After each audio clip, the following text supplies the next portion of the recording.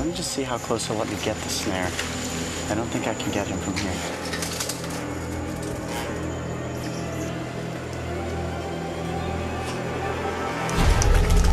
Nice! Got it. Good.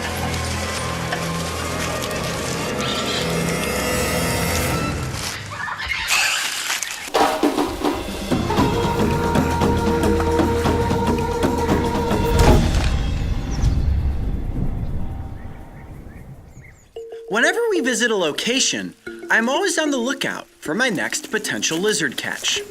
Look at that. Over the years, I have captured many of these speedy reptiles, from collared lizards to turnip-tailed geckos.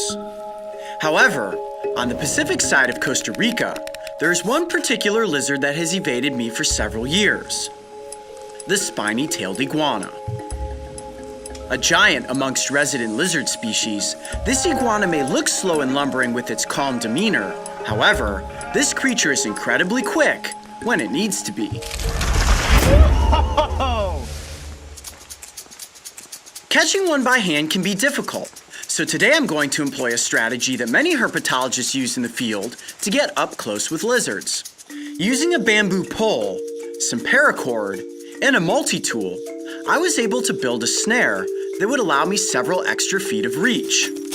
I'm going to loop the paracord through this notch and then tie it across the top, and the snare will dangle down right from there. That snare will then go over the head of the lizard, and the weight of its body, once it starts to run, will pull it taut. I'll have it on the end of the rope, and hopefully we'll be able to catch it and get it up close for the cameras. Oh, there's that big one there. Let me just see how close he'll let me get the snare. I don't think I can get him from here. Come on side.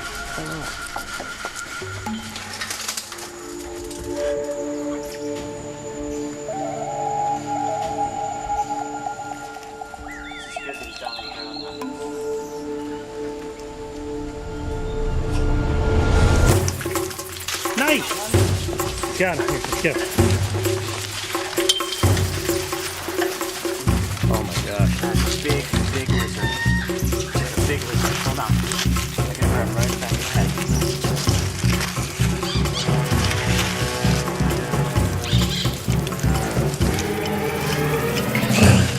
Got it. Whoa! That is a serious dinosaur right there. Look at that creature. Wow. Okay, hold on a second. Let me get the snare off of here. What do you think, man? That was a great grab. God, it is really, really strong. It is really strong. I do not want to get bitten by this creature. Hold on a second. Let me get a good hold on his head here. I'm gonna cut the snare rope. Okay. All right, let's back up here and go down to the trail. I want to keep the lizard as calm as possible. Let me get the noose off of him here. Okay. Oh, definitely made it go at me there. Wow. Oh, the teeth in there. You know, Mario, can you help me out? Can you grab that rope? I got a pretty good hold on him. Just, you kind of got to like gently loop it up over his head. Okay, I'm going to pull him back. There we go. Okay. There it is. That is the spiny-tailed iguana. It might as well be a dinosaur.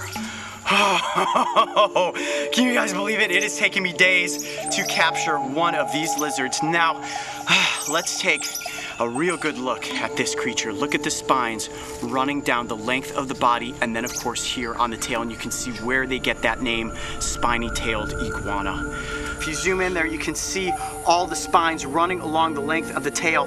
They are incredibly sharp. Now, they can use this as a defense against predators. They will whip this tail around almost like a stegosaur, and this is like a bunch of barbs laced underneath with muscle and bone. It is so incredibly strong. Look at the hind legs. Now, these creatures are terrestrial, but they are capable of climbing. Those claws and those strong forelimbs and back legs will allow them to easily scurry up something like this, a side of a cage around here. When we first approached, it was on top of that monkey enclosure, and of course they can climb trees. Look at the stretch of that mouth though. Oh my gosh, it's like looking into the throat of a tyrannosaur. Now, you look at a creature like this and it has these razor sharp teeth, but believe it or not, these lizards are herbivores, which means that they eat plants. Just the other day, we witnessed one eating some hibiscus flowers, and you think to yourself, wow, this creature could take down pretty much anything, maybe a bird or other lizards, but nope, sure enough, they're interested in fruits and flowers. Look at the coloration of this reptile. It's like a grayish blue, all of these really rugged scales on top of the head, and it feels like sandpaper. Mark, just describe to everyone out there watching what it feels like.